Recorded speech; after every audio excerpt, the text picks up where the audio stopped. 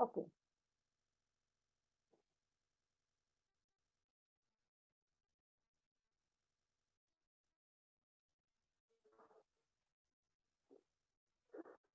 चलो स्टार्ट करते हैं। अंग्रेजी में दो विद्यार्थियों को सिखाई। छठवां, यात्रा लगभग 400 मील पैदल राजगढ़ सिंगढ़ तोरणगढ़ ऐतिहासिक प्रसिद्ध किले मैंने क्या किए, इसको मैंने पैदल चलकर ही देखे। सातवां, प्रवास करते समय गीता पर प्रवचन करने का क्रम भी रखा।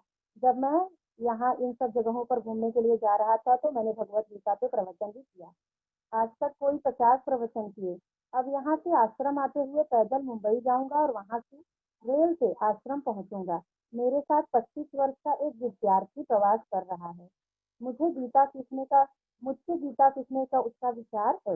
वो क्या करना चाहता है? मुझसे गीता सीखना चाहता है। मैं अधिक से अधिक चैत्र शुक्ल 1 को आश्रम पहुंचूंगा। वाई ने विद्यार्थी मंडल नाम की एक संस्था की स्थापना की। उसने एक वाचनालय खोला और उसकी सहायता के लिए चक्की पीसने वालों का एक वर्ग। अब वह संस्था तो खोल दी गई, लेकिन संस्था किस तरह चलेगी, उसके लिए पैसे तो चाहिए ही चाहिए। तो उसके लिए मैंने यह इंतजाम कि मैंने चक्की पीसने वालों का एक कक्षा, एक क्लास, वर्ग, मतलब एक वर्ग शुरू किया। उसमें दूसरे 15 विद्यार्थी चक्की पीसते और मैं और बच्चे मिलकर चक्की पीसते और 2 सेर मतलब 2 किलो अनाज पीसने के 1 पैसे हम लोग लेते थे। उससे क्या होता था, उससे हमारा वाचनालय अच्छे से चलता था और बहुत सारी पुस्तकें उसमें हमने खरीद कर उस चक्की पिसाई के पैसे से हमने रखा। सत्याग्रह के तत्वों का प्रचार करने का मैंने काफी प्रयत्न किया। सत्याग्रह के तत्वों का प्रचार करने का काफी प्रयत्न किया। बड़ौदा में 10-15 मित्र हैं। इन सबको लोक सेवा करने की इच्छा है।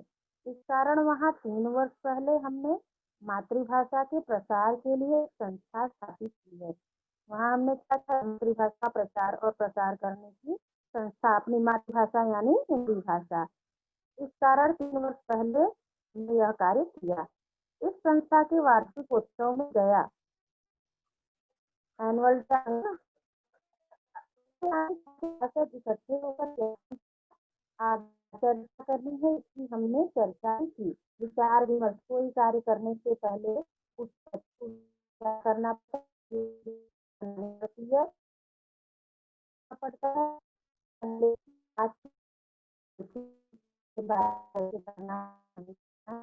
सारी चीजें क्या करना है और आगे की तरफ क्या।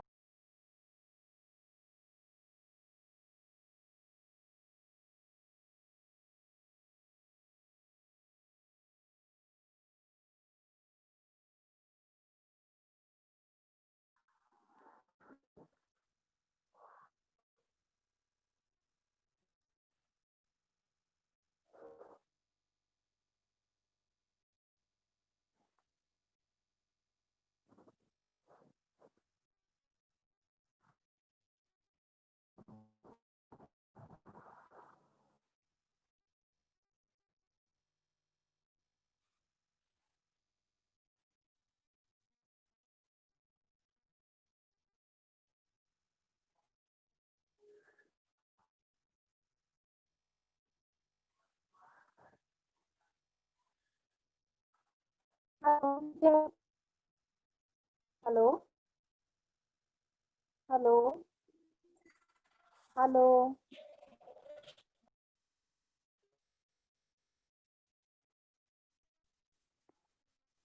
हेलो, मैंने फ्री कर किया है, दिख नहीं रहा है क्या? हाँ बेटा, नेटवर्क का थोड़ा इशू है, नेटवर्क नहीं है। ओके। और घर में लाइट नहीं है, इसलिए थोड़ा प्रॉब्लम है। ठीक है, अब आप लोग कोऑपरेट करोगे तो अच्छे से लेक्चर जाएगा। ओके।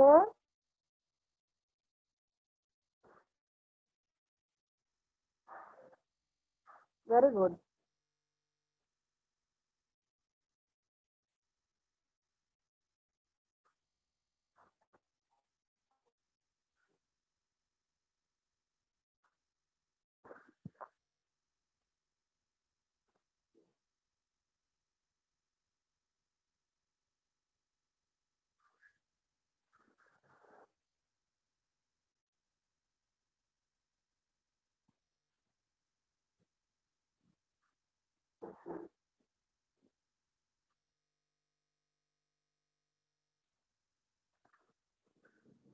ओके, उसमें मैंने वहाँ सोनम टीचर हेलो, मैंने क्या किया, यह विचार किया कि मुझे हिंदी का अच्छे से अच्छा प्रचार और प्रसार करना है।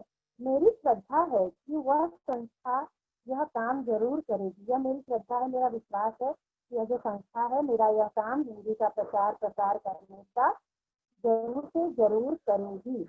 आपने हिंदी प्रचार का जो प्रयत्न शुरू किया है उसमें बड़ौदा की यह संस्था काम करने को तैयार रहेगी।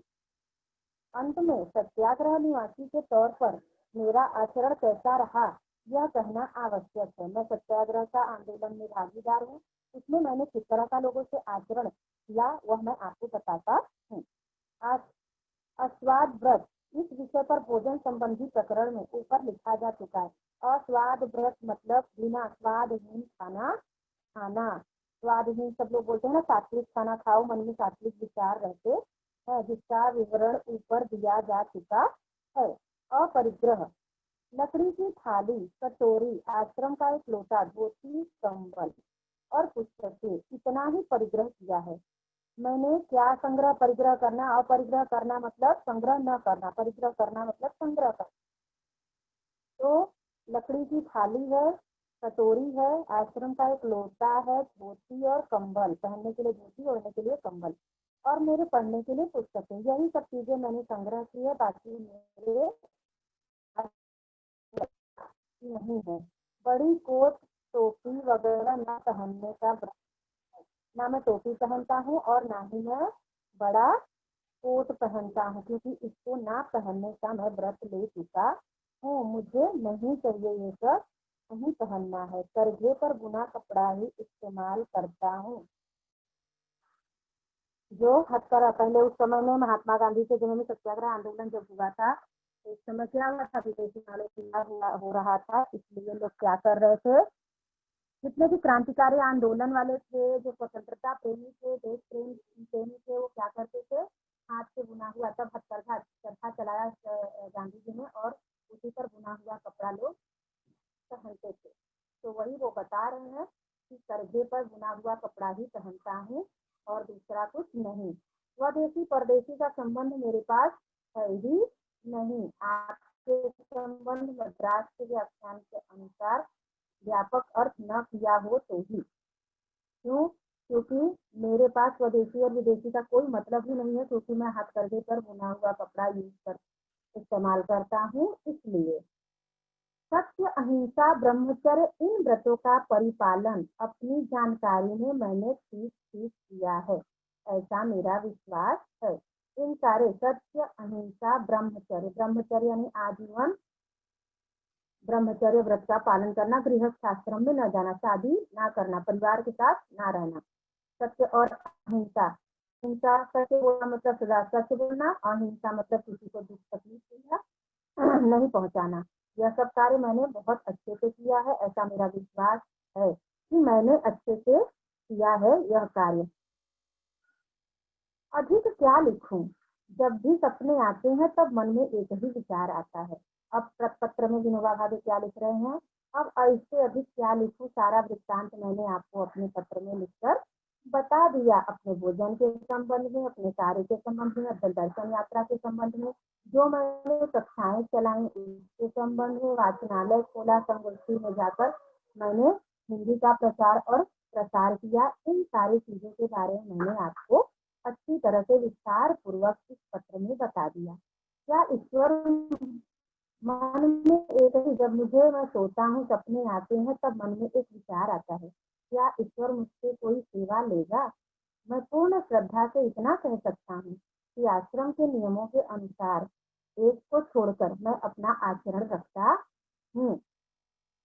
पूर्ण श्रद्धा से इतना कह सकता हूँ कि आश्रम के नियमों के अनुसार ही मैं अपना दिन व्यतीत कर रहा हूँ। इसके विपरीत मैं कभी गया नहीं हूँ, यानी मैं आश्रम का ही हूँ, मैं तो आश्रम का ही हूँ। आश्रम का साध्य है, साध्य मतलब जिस हमारे जीवन के लिए जो साधन होता है उसको कहा जाता है।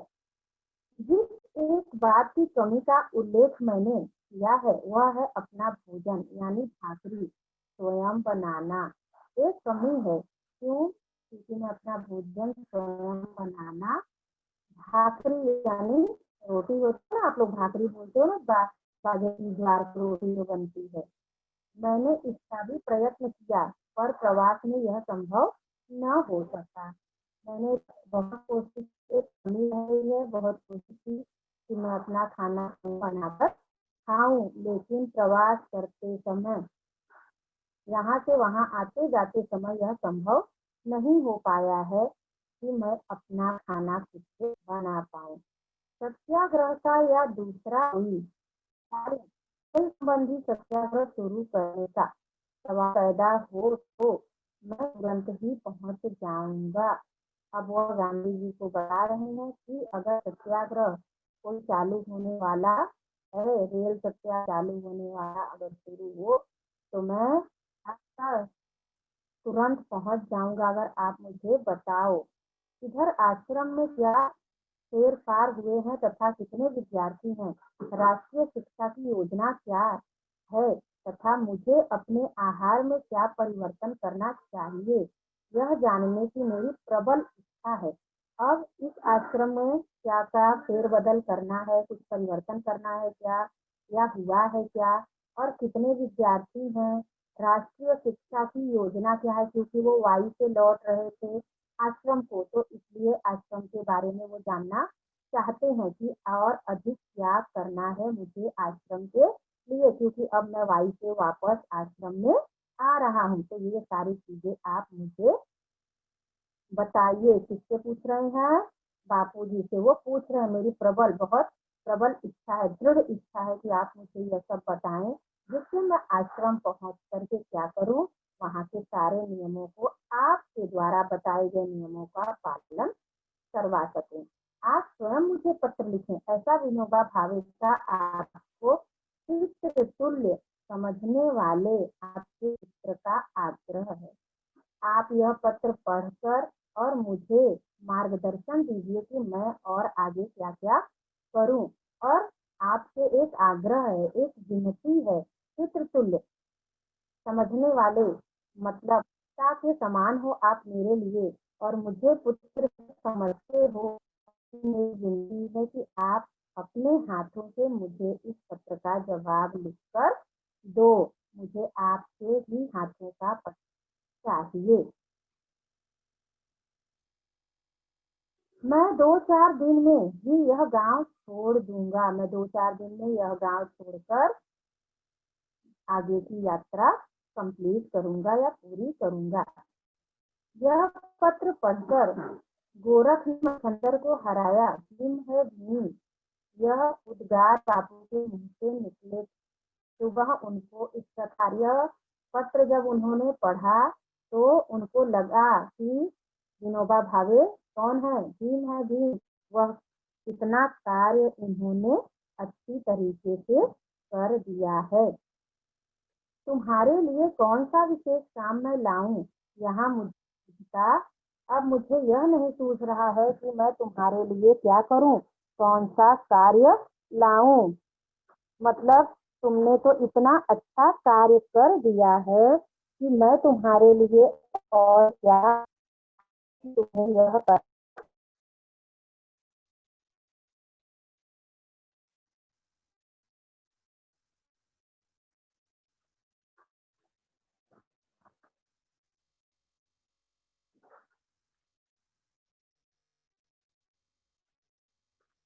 तुम्हारे लिए अब बताओ कौन सा कार्य दूं। तुम्हारा प्रेम और तुम्हारा चरित्र मुझे मुंह में डुबो देता है। जो तुम्हारा प्रेम है, तुम मुझे पिता के समान मानते हो, मेरा आदर करते हो, और सबसे बड़ी बात हर चीज मुझे बताते हो, आश्रम के लिए इतना कार्य करते हो, और मुझसे तुम मार्गदर्शन मांगते हो। यह तुम्हारा और मोह है, तो मुझे क्या करता है, मोह में डुबाता है। मुझे तुम्हारे प्रेम में मोह बंधने हो जाता हूँ, बहुत बर्बस हो जाता हूँ, तुम परीक्षा करने में मैं असमर्थ हूँ। तुम्हारी परीक्षा लेने में मैं बहुत असमर्थ हूँ कि तुमने क्यों, क्योंकि तुमने आश्रम के सारे कार्य अपने जीवन के आधार ईमानदारी से निभाए हैं, तो मैं तुम्हारी परीक्षा कैसे लूं? तुमने जो अपनी परीक्षा की है उसमें मैं स्वीकार करता हूँ। तुमने अपनी परीक्षा मतलब जो तुमने अपने से संबंधित बातें मुझे बताई वह तुम्हारे जीवन की एक परीक्षा ही है। मैं स्वीकार करता हूँ, तुम्हारे लिए बहुत अच्छा है, उसे मैं मान लेता हूँ। तुम्हारे लिए पिता का पद ग्रहण करता हूँ। जब तुम मुझे अपने पिता समान मान लिया है तो मैं यह पद ग्रहण करता हूँ। मैं तुम्हें समान ही मानूंगा।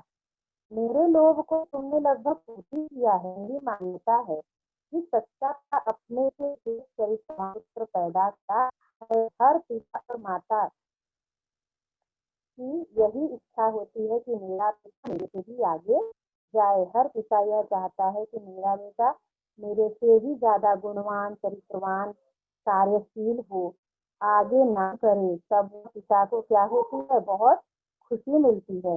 तो यही चीज गांधी जी बोल रहे हैं, बापू जी बोल रहे हैं कि जिस प्रकार तुमने मुझे पिता माना है तो उसी प्रकार तुमने एक सच्चे गुणवान पुत्र बनकर मुझे क्या किए हो। मेरी ऐसा लगता है कि मैंने एक बहुत ही सच्चा और चरित्रवान पुत्र पैदा किया है। सच्चा पुत्र वह है जो पिता ने जो कुछ किया है उसमें वृद्धि करे। लोग कहते हैं ना, हमारी पीढ़ियां पीढ़ी दर पीढ़ी को पढ़ाएं। जो पिता ने किया पुत्र उसको आगे और भी करता रहे। तो ये चीज विनोबा भावे किया।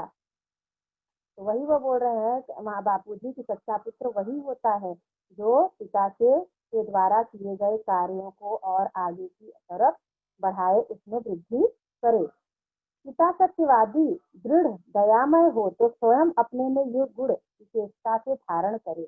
यह तुमने किया है, ऐसा दिखता है। तुमने यह मेरे प्रयत्नों से किया है, ऐसा मुझे नहीं मालूम होता। इस कारण तुमने मुझे जो पिता का पद दिया है उसे मैं तुम्हारे प्रेम की भेंट के रूप में स्वीकार करता हूँ। दोनों कितने विशेष हैं, दोनों कितने महान है कि एक क्या करते हैं, उनको पिता मानते हैं, एक उनको पुत्र मानते हैं। दोनों में अच्छे गुण हैं, लेकिन कोई किसी की क्या कर रहा है, यह नहीं कह रहा है कि नहीं तुमने मेरे से लिया है। बापू जी यह नहीं बोल रहे हैं कि जो गुण तुम्हारे अंदर आ गए मैं यह नहीं मानता कि तुमने मेरे से ही हर चीज सीखा है। नहीं, तुमने ये सब अपने प्रयत्नों से किया है, यह सब मेरा प्रयत्न नहीं है। एक पिता जब बच्चे को पालता है तो वो क्या करता है, वो यह कर सोचता है कि मेरा बच्चा कितना आगे जाए और वह हर एक प्रकार के संस्कार और हर एक प्रकार की बुद्धि, ज्ञान, अच्छी बातें, अच्छी चीजें, अच्छे किस तरह से हमारी भलाई हो सकती है, किस तरह हम आगे बढ़ सकते हैं। पिता की कोशिश हमेशा यही होती है, अपने बच्चे को आगे बढ़ने के लिए मार्गदर्शन करना। लेकिन यहाँ बापू जी बोल रहे हैं कि जिस प्रकार एक पिता मार्गदर्शन से बच्चे को आगे की तरफ बढ़ाता है, लेकिन इस तरह से तुम्हारा काम नहीं है। तुमने अपने प्रयत्नों के कारण क्या किया है, यह पद प्राप्त किया है और उस पद के योग्य, जिस पद को तुमने मुझे दिया है, पिता का पद दिया है, उस पद के योग्य मैं बनने का प्रयत्न करूंगा, क्योंकि मुझे यह प्रयत्न करना ही पड़ेगा। तुमने जो बातें बताई यह साधारण के लिए बहुत असंभव है। संभव बात तुमने नहीं किया, असंभव बात किया है। जब मैं हिरण्यकश्यप साबित हूँ तो प्रहलाद भक्त के सम्मान मेरा सादर निरादर करना। देखो उन्होंने यह भी कहा है कि जब मैं हिरण्यकश्यप साबित हो जाऊं तो प्रहलाद की तरह मेरा तुम निरादर, आज तुम मेरी इतनी आदर करते हो, मुझे पिता का पद देते हो, हर चीज तुमने खुद से किया। तुम बहुत गुणवान हो, तुम्हारे अंदर बहुत ही गुण है। लेकिन अगर कभी ऐसा हो जाए कि मैं पिता के योग्य ना बन पाऊं, मैं तुम्हारे लिए क्या हूँ, अगर पिता का कर्तव्य मैं ना निभा पाऊं, क्योंकि हिरण्यकश्यप ने प्रहलाद के साथ पिता का कर्तव्य नहीं निभाया था। तो अगर मैं हिरण्यकश्यप साबित हूँ, अगर मैं पिता का कर्तव्य न निभा पाऊं तो तुम मुझे प्रहलाद की तरह करना, और यह उचित भी है। क्योंकि अगर मैं वह निभा नहीं पाऊंगा तो तुम्हारे अंदर इतने सद्गुण हैं कि तुम मुझे यह चीज ना करो, निरादर ही मुझे स्वीकार होगा और मैं इसी के योग्य होऊंगा। तुम्हारी यह बात सच्ची है कि तुमने बाहर रहकर आश्रम के नियमों का बहुत अच्छी तरह पालन किया है। जो तुम्हारे आश्रम के नियम थे उसको तुमने क्या किया है, दूसरी जगह रहकर भी आश्रम के नियम को तुमने नहीं छोड़ा, बहुत अच्छी तरह तुमने उसका पालन किया। यह बहुत ही क्या है, सराहनीय है। यह चीज सबके बस की बात नहीं होती। इंसान जहाँ जाता है वहाँ के वातावरण में पलटे पलटे वह उसी का हो जाता है और उसी के तरह वह आचरण और व्यवहार करने लगता है। लेकिन विनोबा भावे ने क्या किया, अपने आश्रम के जैसा ही दूसरी जगह भी क्या किया, वह फैला दिया और उसी की तरह उन्होंने वहां की वह चीज बना दिया। यह साधारण में से कुछ बस की बात नहीं होती है। तुम्हारे आश्रम में आने के बारे में मुझे शंका थी ही नहीं। तुम्हारे संदेश मामा फड़के ने मुझे पढ़कर सुनाए थे। ईश्वर तुम्हें दीर्घायु करे और तुम्हारा उपयोग हिंद की उन्नति के लिए हो, यही मेरी कामना है। बापूजी विनोबा भावे लिए लिख रहे हैं कि तुम आश्रम कुछ भी शंका नहीं था। तुम आश्रम छोड़कर गए तब भी मुझे पूर्ण विश्वास था कि तुम आश्रम आओगे ही आओगे और तुम दीर्घायु रहो।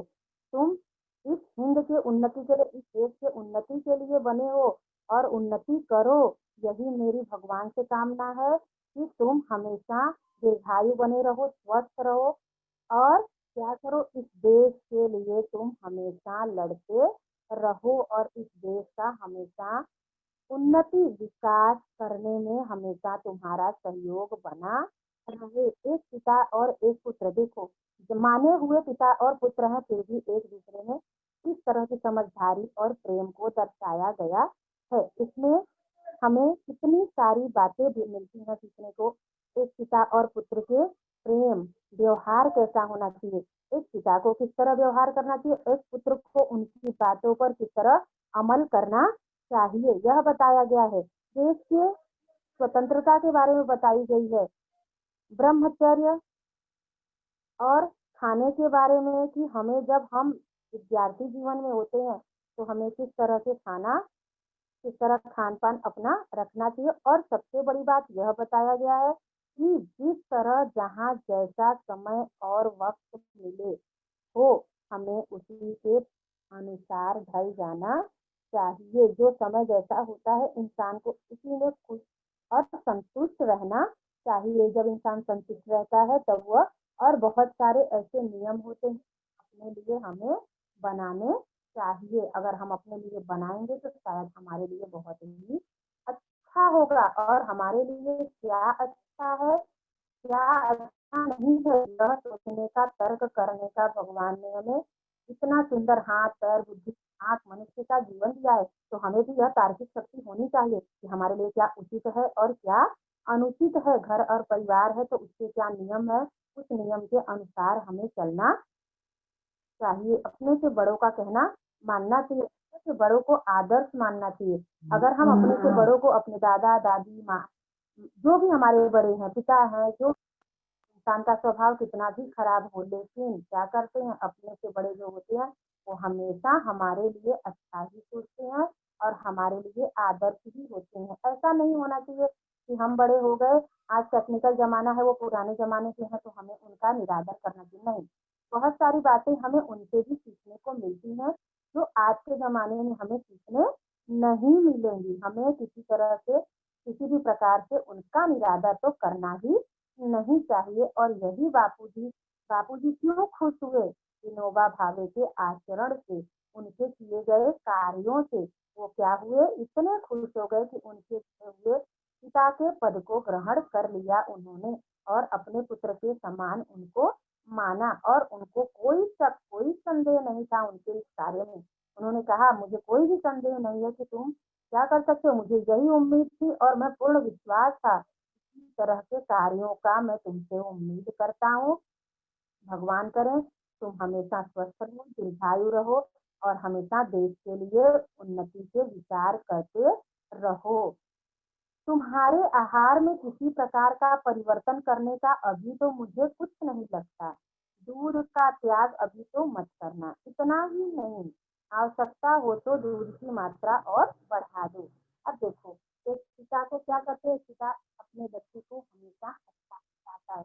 बोल रहे हैं आहार के विषय में जो तुमने बताया वो सब बहुत अच्छा है, इसमें कुछ भी परिवर्तन करने की जरूरत नहीं है, लेकिन जो तुम सोच रहे हो कि दूध का परित्याग कर देना चाहिए, वह चीज मत करना। इतना ही नहीं, आवश्यकता हो तो दूध की मात्रा और तुम बढ़ा दोगे तो तुम्हारे सेहत के लिए, स्वास्थ्य के लिए अच्छा होगा।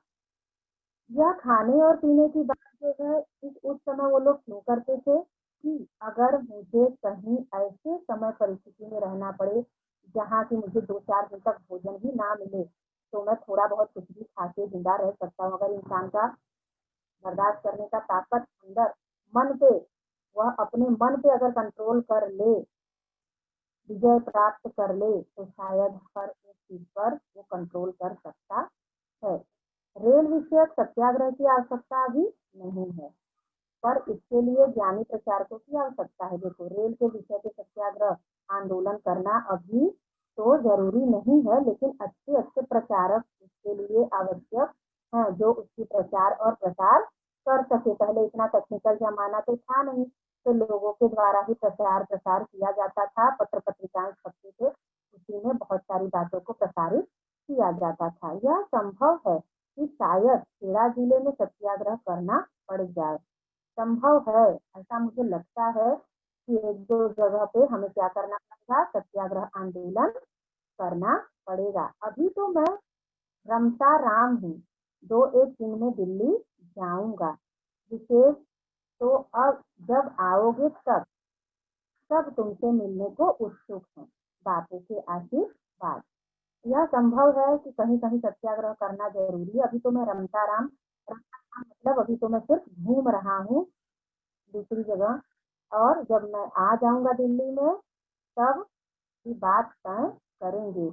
और सबसे बड़ी चीज, विशेषता जब तुम मेरे पास जाओगे आश्रम में, तब दोनों मिलकर बैठकर कुछ भी विचार विमर्श किया जा सकता है। आश्रम के सारे लोग तुमसे मिलने को बड़े उत्सुक हैं।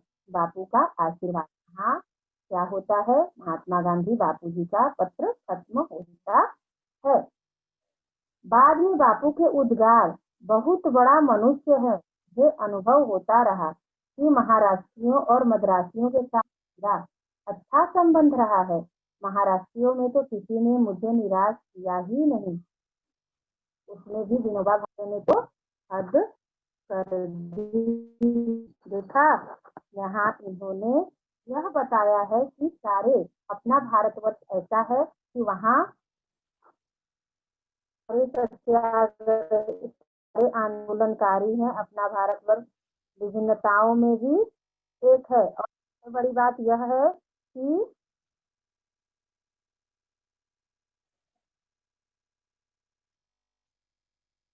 भारत में विभिन्नता भरी हुई है, लेकिन मुझे क्या किया है, मुझे कभी भी जाति और के लोगों ने निराश नहीं किया। मैंने जिससे कहा उन्होंने मेरा साथ दिया है। किस चीज में, भारत को स्वतंत्र कराने में, आंदोलन में, हर चीज में। तो और ऊपर से महाराष्ट्रियन लोग ने क्या किया, इन लोगों ने तो कभी मुझे निराश किया ही नहीं। मुझे एक आचार्य विनोबा भावे भी है। यह बापू के उद्गार, मतलब बापू के मुंह से यह सारे शब्द निकल रहे थे। कब, जब उन्होंने पत्र का जवाब दे दिया, पत्र पढ़ा तब, कि किसी से भी मैं कहूँ, सब लोग कितना सम्मान आदर मुझसे करते हैं और मुझे मेरी बात मानते हैं। कि किसी भी जाति, किसी भी धर्म के लोग हों, सभी लोग क्या करते हैं, इस देश की लड़ाई में शामिल हैं, और सभी लोग क्या करते हैं, इसमें सहायक होते हैं और मदद करते हैं। तो सबसे बड़ी बात यह है कि यह लोग क्या करते हैं, मेरे मुझे आदर प्रदान करते हैं और मुझे क्या करते हैं, जैसा मैं चाहता हूँ वैसा करते हैं। तो यह पाठ क्या हुआ, यहाँ समाप्त हुआ। सबको समझा अच्छे से।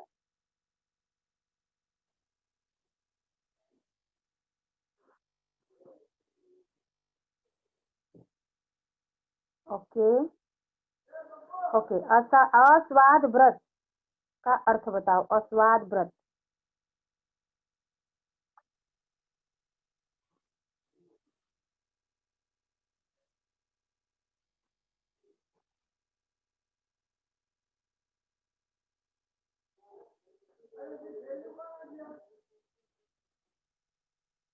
Okay, very good.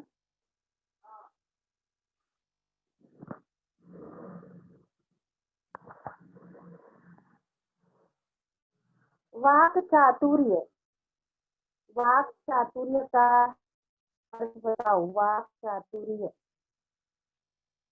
Very good Revati.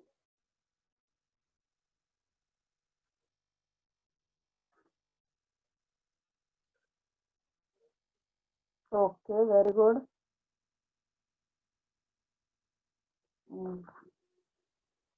अभी इसमें 2-3 मुहावरे आए हैं, उसके अर्थ आप मुझे बताओ।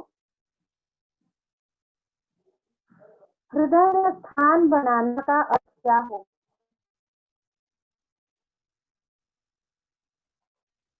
हृदय में स्थान बनाना।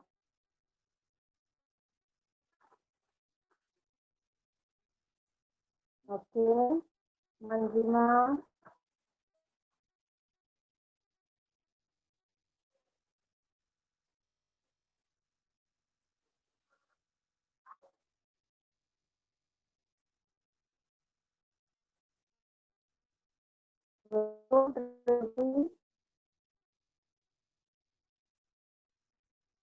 बाकी लोगों को आंसर नहीं करना है।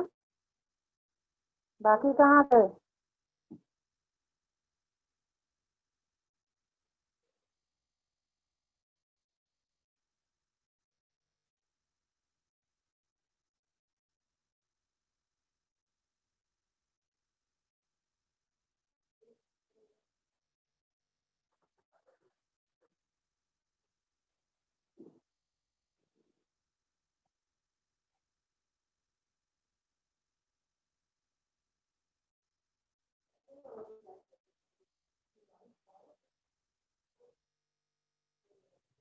ओके,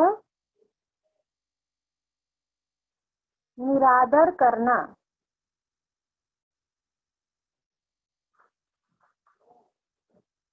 अनुष्का, वर्षा। ये वर्षा तिवारी कौन है?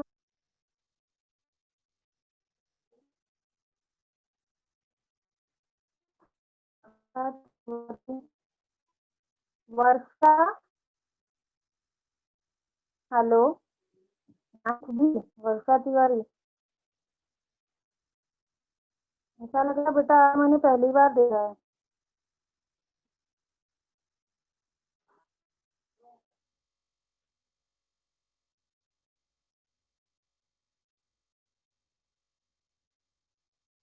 वर्षा।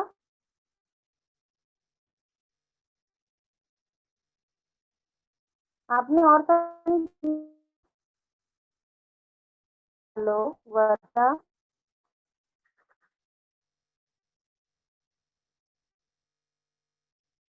वर्षा तिवारी। रीता तिवारी तो है। तिवारी को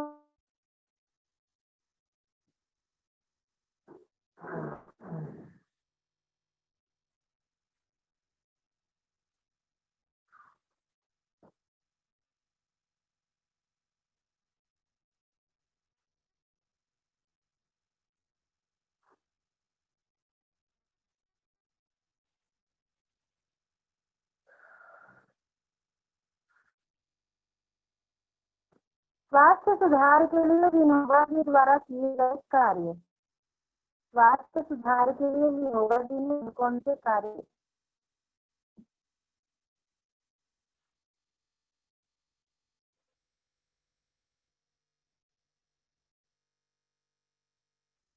हेलो, मेरी आवाज पहुंच रही है ना?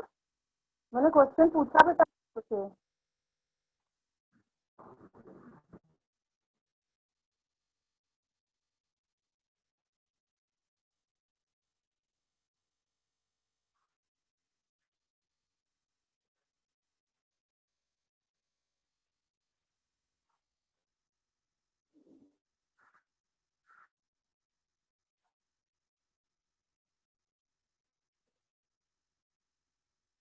स्वास्थ्य सुधार के लिए किए गए कार्य।